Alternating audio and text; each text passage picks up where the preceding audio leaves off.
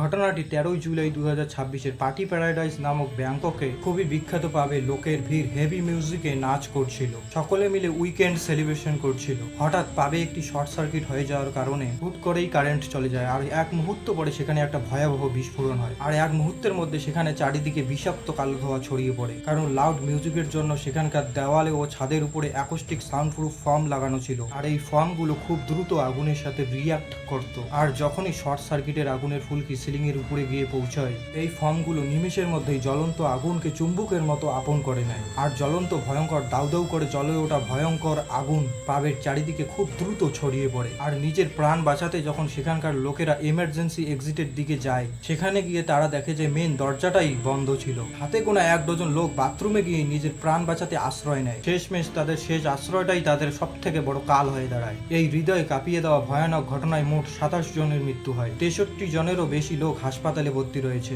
তাদের মধ্যে থেকে 22 জনেরও বেশি লোক এই মুহূর্তে জীবন মরণের লড়াই লড়ছে। থাইল্যান্ডের পিএম সহকারে সেখানকার গভর্নমেন্ট এই ঘটনাটি খতিয়ে দেখছে যে এই ঘটনাটি হলো তো হলো কিভাবে। পাবনার ও সেখানকার পুরো স্টাফকে গ্রেফতার করা হয়েছে, তাদের 10 বছরের সাজা পর্যন্ত হতে পারে। আজকাল এরকম ভয়ানক দুর্ঘটনাগুলো পুরো দুনিয়া জুড়ে হচ্ছে। এখন তো মনে হচ্ছে যে কোনো পাবলিক প্লেসে যাওয়ার আগে সবার আগে সেখানকার ফায়ার এক্সিট চেক করা দরকার বলে আমার মনে হয়। আর এরকমই লেটেস্ট নিউজের জন্য ফলো করে পাশে থাকুন। জয় হিন্দ।